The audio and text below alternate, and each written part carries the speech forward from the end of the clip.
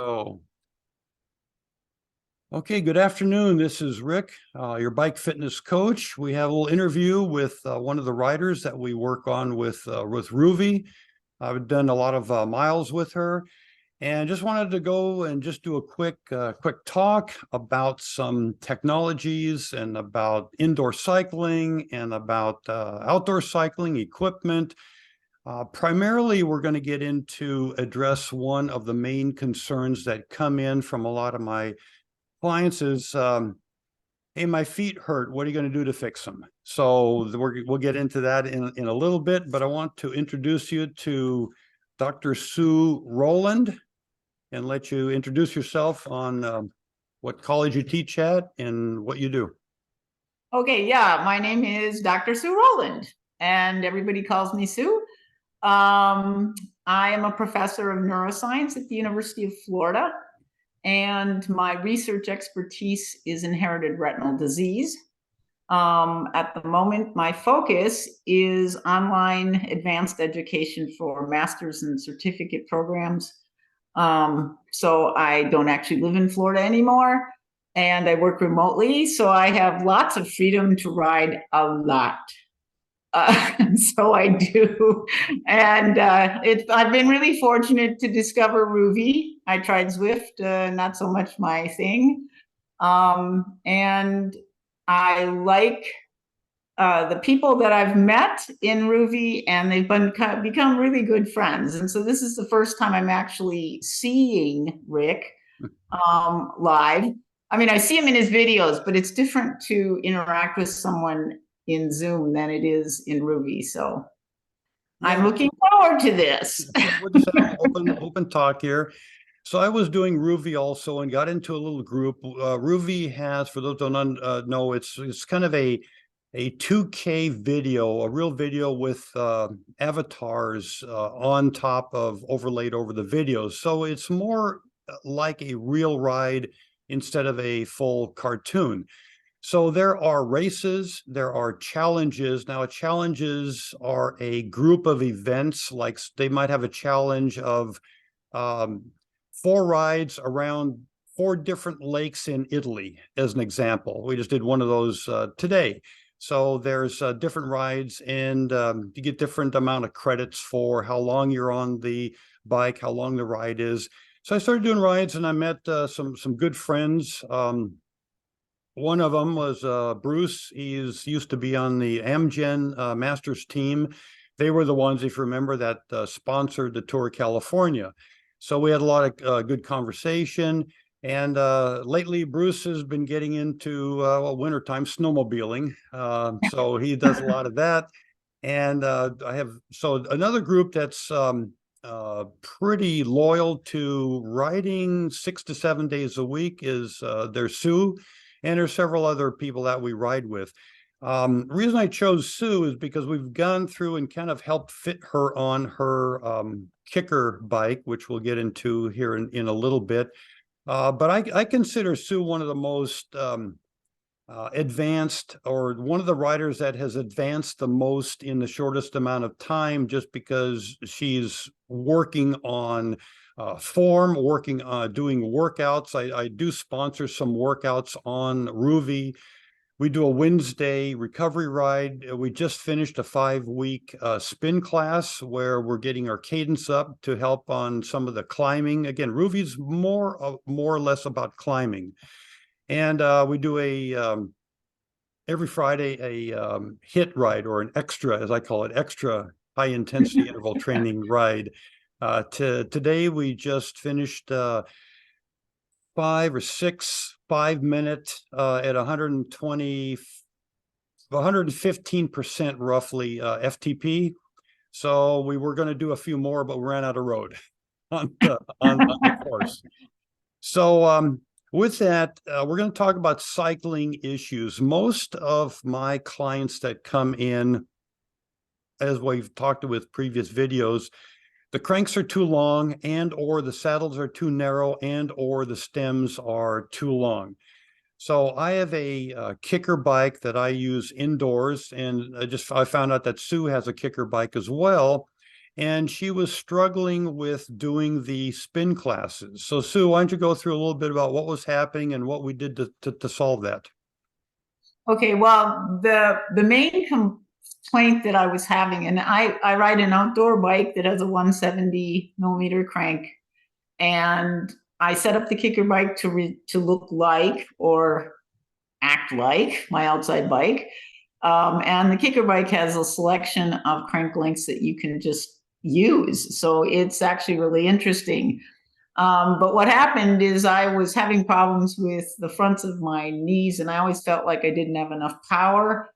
And I did feel like I would watch racers race, or people who are pros, and not all of them, but most of them, I didn't think were moving their knees nearly as much as I was.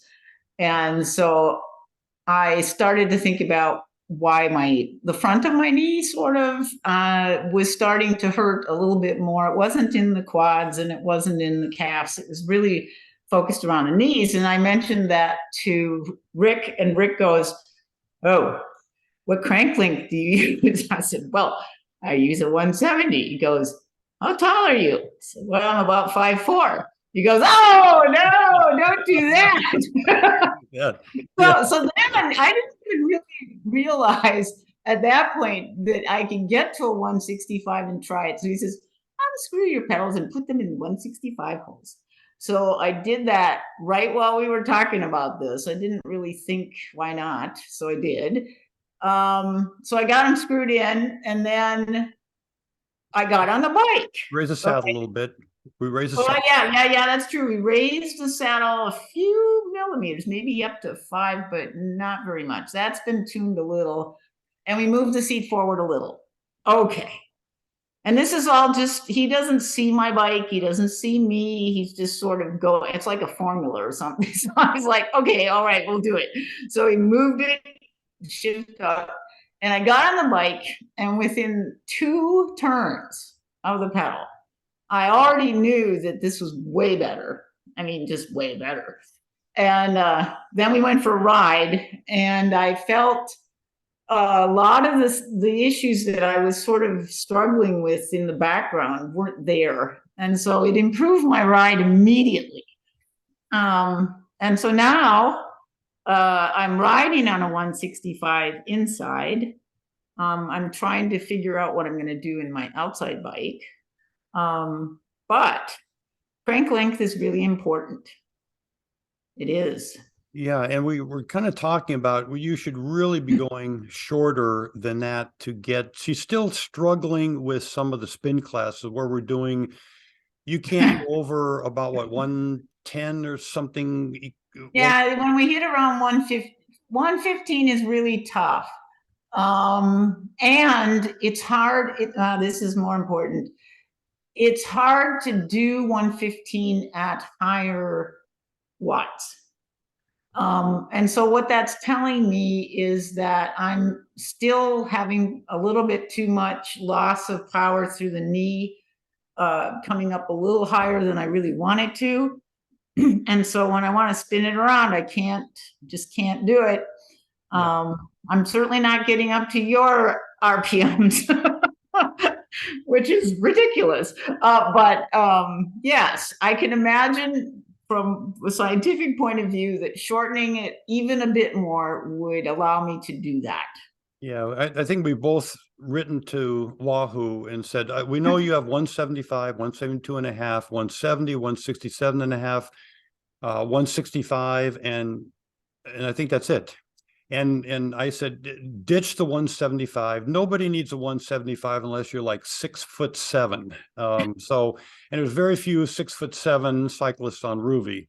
And I'm sure there's very few on Zwift and the rest of them too. So you can ditch the 175. You can ditch the 167 and a half because you can't get a crank in that size anyway. Nobody makes that. They make 165 or 160. And then add a 160, add a 155. I think that would be a better use of, if they put that much R&D and effort into building a world-class workout bike, why not just do it do it 100%, build it right with the right crank lengths as well, because everything else feels like it works okay. It's comfortable. It does everything. You can get it into the right position. It's just that, again, and it was kind of interesting that I have talked to Shimano and SRAM. I've talked to some of the manufacturers, Trek and Specialized, and it's like there's the chicken and the egg type of a thing, because I talked to Shimano as an example and say, why don't you make crank lengths in the under 160? And they say, well, because the manufacturers, the Treks, the Specialized, the Cannondales, etc., haven't requested that. So we only make what they request. And then you talk to them and they say, well, that's all Shimano makes. So that's what we put the order in for, because we can't get that because they don't make that. And I said, well, have you two talked to each other and said, we need this and we can make this? No, that hasn't happened. So you ask them, well, why still the long cranks? Why the 175 are you still making? The common reply is, well, because that's the way we've always done it. Well, again, if you figure it out, they didn't have the physiologists back then. They didn't have the biomechanics people involved in how the body moves, how it operates. The kinesiologists weren't involved in bicycle dimensions and geometries and how the body works. Now, for a motor, the main problem is the most efficient way to turn a crank is put a motor on there, and the motor is a angular diameter. It's going around in a circle. The problem with the body, why you can't apply the same physics of a motor to the body, is because we're converting linear motion to angular motion. Our legs are going straight, are up and down, and converting that to a round circle. So it's not as efficient. By going up and down, you have now limitations of how much the joints can actually move before you start adding too much pressure to the patella tendon. If you know about vector forces, there's a whole thing about how the knee operates. And when your knee bends, there's a force this way pulling up from the quadriceps, because remember, when you're pedaling to extend the leg, you're flexing the quadricep, which shortens it, which pulls the knee up. And when you're pulling it and your foot is locked into the pedal, so you are locked in at the hip, you're locked into the pedal, and there's a vector force this way, and the addition, if you remember how vector forces work in math, the sum of them goes this way, right where you don't want it, through the middle of the patella. And now the patella starts abrading away the articular cartilage, and you get to a certain point, now you got to call the orthopedic surgeon to now you're at that level. So again, I always hear this, well, hey, cranks are so expensive, they're $150 or $200. I said, well, what does a new knee cost? You don't want to get a new knee. Yeah, you don't want to get a new knee. The recovery is extremely painful. It's much better to get the right size, the right length crank. So hopefully Wahoo will listen and build some cranks more for the type of people. It's the same thing with Peloton. I'm convinced that the Peloton was designed by and for a 6-foot male, because if you look at how the bike was made, the handlebars do not come back and forth, so they don't have a short enough reach for the standard smaller person that would ride that bike.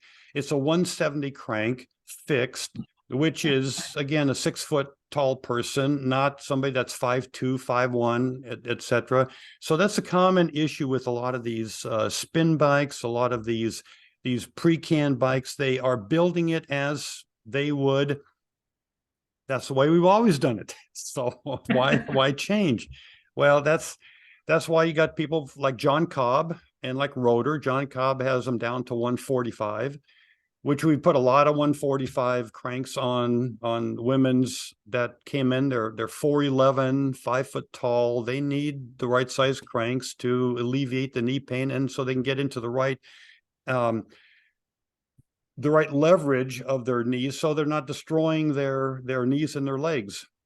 So that's kind of a quick. So we did fix Sue, and she's working a lot better, and it's working better for her on there. Although not 100% optimal yet, because that's the only option that they have. So going forward, we talked about cranks are too long, saddles are too narrow, the stems are too long. The next subset is for the feet specific. I see a lot of ill-fit cleats. The cleats are in the wrong position. They're twisted the wrong way for how the people want. So there's the combination, a multitude of issues with cleat setup.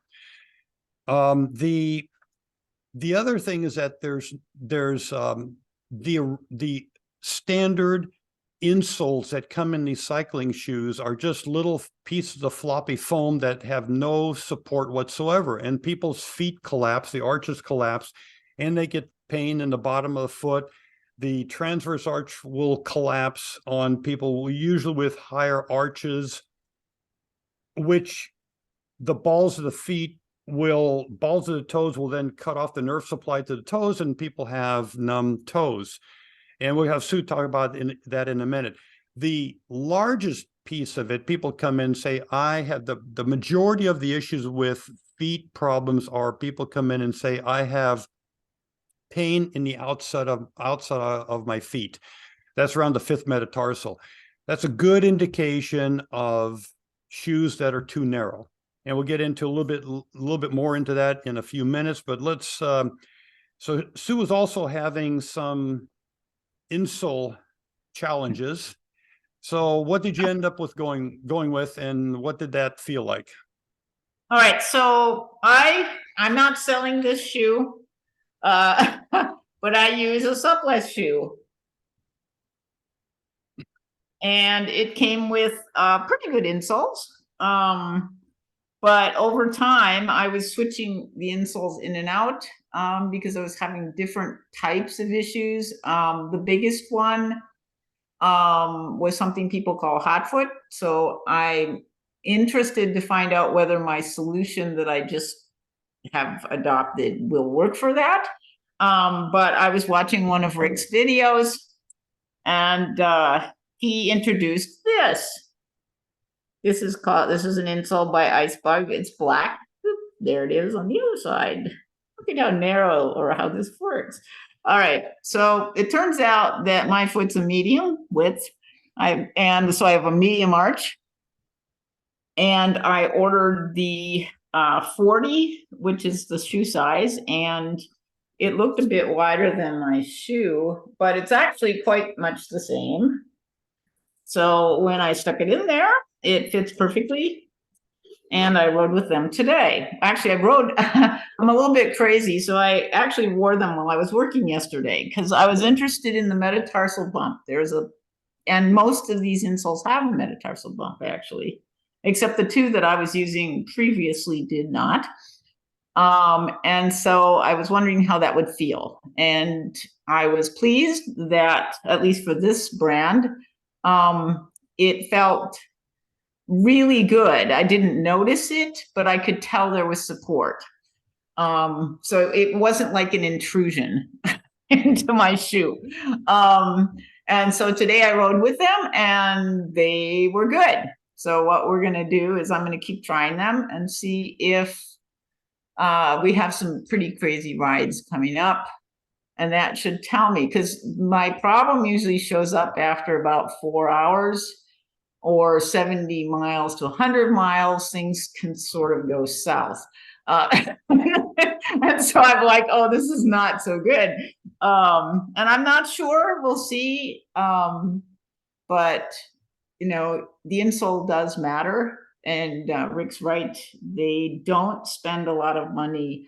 The shoe costs a lot. You'd think they would give you a great insole, but not really. And I was actually using an insole for a running shoe in one of the shoes. So I've also tried Superfeet. They do not have the metatarsal bump. So we'll see how these work. But yes. Yeah, that's very interesting, is that a lot of people, if this is your foot, a lot of people are trying to get their foot stabilized so it doesn't go like this. It's tight enough in the shoe where there's no movement this way or this way. Yeah.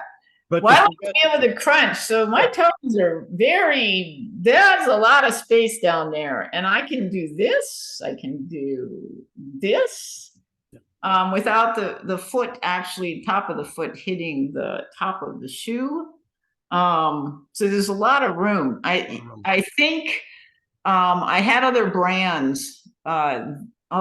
Specialized. For me, no good. That was a really good example of a shoe that was too narrow. And I think that the pain in my feet was even worse. I mean, everything triggered much faster with Specialized. And they do have narrow shoes. Nobody knows this.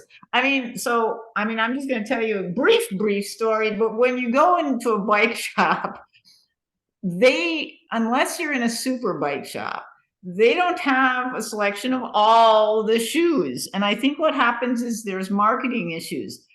So if you go into a store that sells Specialized bike, they probably are going to have Specialized shoes. If you want CDs, you might not be able to find them there. And that is a problem, actually, for cyclists. The same thing goes into other apparel, and I won't talk about that. But if you can find a store where you have a selection of brands, it's really important to try them on. There you go. Yep. Running shoes, well, I think they're even more important than running shoes. They need to fit exactly right. And so Rick can tell you about that, but it's unfortunate that cyclists as consumers have to sort of do this try, buy, throw away thing. And I found Supplist only because I went to this crazy boutique bike shop in Greenville about 2 years ago. And I walked in the door and they sell such high-end bikes. They didn't even expect, they don't have people coming there. And so I'm in there and I'm going, I need a pair of bike shoes. And they looked at me like, what are you doing here? And so they were nice enough because I was going to go ride in Japan or China. And so I needed a good shoe. I knew the ones I had weren't very good. And they pulled this off the shelf. They said, try this.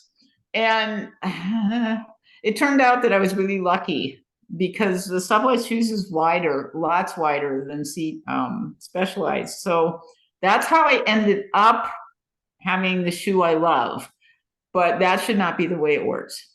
Yeah, you're lucky you ended up with just happened to get the right. Yes, I did. And what people forget is that the foot also moves this way. Yep. So you want to support this natural. So when you're pushing down, you're not, think of how tired your foot's going to get every pedal stroke going like this. That's when people's feet get sore, get painful. So you need a good arch support. That's extremely. And the first thing Sue was alluding to, if you do go shoe shopping and you find a shoe that you think you like, take the insole out, put it on the ground and step on the insole, because the insole is the exact size of the inside of the shoe. And if any part of your foot is wider than in the insole, the shoe is too narrow for you. So use that trick going forward in looking for shoes. And take the piece of foam as soon as you get home. Take that piece of floppy foam, throw it in the trash, and go get a good pair of insoles that's going to actually support your feet. So that's the other point of contact. So I'm getting also, with that being said, people are coming in here say, we determine that we do that. We take the insole out and say, okay, step on it. And they go, well, yeah, my foot's wider. I said, well, okay, that's what's happening. It's cramping your foot. It's squeezing your foot left to right. You're never going to be comfortable in it. So they say, okay, well, I need a new pair of shoes. What do I get? So it's always, what do you recommend? What do you get? Well, I do one of the better shoes I've worked with is Lake Cycling. And there's a couple things, that Lake offers. They have most of their upper shoe line is full carbon fiber. Can you see that, Sue? The whole. Yep. Okay. Yep. Full carbon fiber. Other companies have a carbon fiber epoxy mix, or they take carbon flock and put it maybe into an injection mold machine. So it's really more of a carbon fiber / nylon matrix that the sole is. So it's good, but it's going to be less expensive because it's just an injection molded instead of hand laid up. Other shoe companies will make this really cheap plastic and then cut this piece out that fit the cleats and glue this into the shoe. A lot of cyclists say they can feel the foot moving, especially the back of the foot when they're pedaling. This is all soft plastic. This is a hard carbon fiber, so you get a lot of foot movement. There's shoes like that. So I wanted to go over quickly with Lake sent me, this is their new CX219. Their lower end was the CX238 or 237, which was their bottom of the line with the full carbon fiber. They just came out with this shoe. So really want to kind of go over the differences. They come in both regular and wide width. Sue was mentioning that she needs a wide shoe. A lot of people need a wider shoe than they think they need. So like she said, there are certain brands, Specialized, Physique, most of CD's, they're on the narrower side. CD does have one shoe that's wider, but most of them are on the narrower side that really don't fit most cyclists. You want, when you're pushing down, you don't want your foot to bump up against the outside of the shoes this way, because it's going to cause cramping eventually, especially if you do anything over an hour. So their last is called the competition. Their higher end last is called a race last, and it's a still full carbon fiber, but it's the way it's shaped. This is called the comp last. The way it's shaped, if you look at it has a little more heel up. So this is more of the natural stance with the pedal flat against here. This is the natural stance of the shoe instead of like this. Yeah. It has more room in the ball of the foot area. It does have the slots, which I will not recommend or go with a shoe that does not have slots. If it has holes, it's no good, because I usually can't get the cleats into the right position for fitting. The major two differences with these two shoes, this is a $250 shoe, this is a $350 shoe. The differences are, the upper on this one is a man-made microfiber and mesh. This one is a full premium cowhide. So this is a full leather upper. So that's a little bit of the difference in price. And they also have, what I want people to do is to go research BOAs. You can go to the BOA's website. Many different shoes have a different model number of BOA. This has a single BOA. This has a dual. This BOA is called the L6. Now the disadvantage, if you look at them, they look identical. You see them? The disadvantage. So this is on the shoe that's on the bottom is the IP1S BOA, and this is the L6. So what does that mean? That means if you snap it in, you can tighten it. You can hear the tightens. Yep. Now loosen it. I can't turn it backwards. To loosen it, I have to unloosen it, move my foot, and then snap it back in. That's the only way to loosen it. Where the IP1S, you can snap it in, tighten, and loosen. So you don't have to unhook it, move your foot, and then snap it back in. That's the main differences on the different BOAs. The next question that would come in is that, well, what if I just get a new BOA, call BOA, and they can put an IP1S? Well, it's usually the BOA's in two pieces.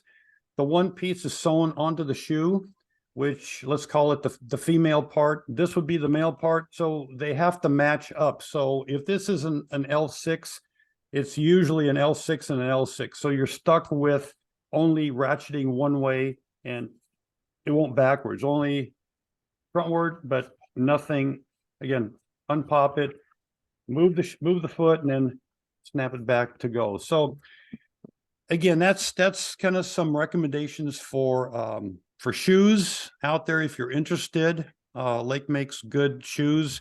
There are other good brands out there, like Sue was mentioning, but it's important, match the size of the shoe with the width of your foot. That's the most important thing to get a comfortable set of, so you're not cramping after 15 or 20 minutes on the bike. That's no fun. And if you ever want to join us on Rouvy, we have a 7 o'clock Pacific time, Wednesday and Friday. We do a recovery ride on Wednesday and a hit ride on Friday. We're getting 50, 60 people now on those rides. Everybody's enjoying them, having fun. And Sue, any other last words for our audience from a I have lots of last words. Maybe we'll visit again. But I was going to say that BOA is very responsive. So I had one that wasn't working very well, and they sent me free new ones. So, and I think they have a lifetime warranty on those, and they're extremely good about this. So, I mean, that's whether you have the snazzy one or not, I'm not even sure. They're very nice because they have a finer adjustment range in terms of fit. Better than Velcro? You don't like way better than Velcro. And having two of them, even though my shoe is not that big, two is really good. Yeah, and the trick on that is that the front BOA you want to have a little bit looser, and the back BOA a little bit tighter, because the back BOA keeps your foot planted backwards into the heel cup. So exactly, that's a good point. So dust off your trainers and get your bikes on there, and we hope to see you guys on Rouvy at some point, and would love to hear from you and ride with you anytime you guys got a chance. Okay, thanks. And with that, thank you, and we'll talk to you in the next video.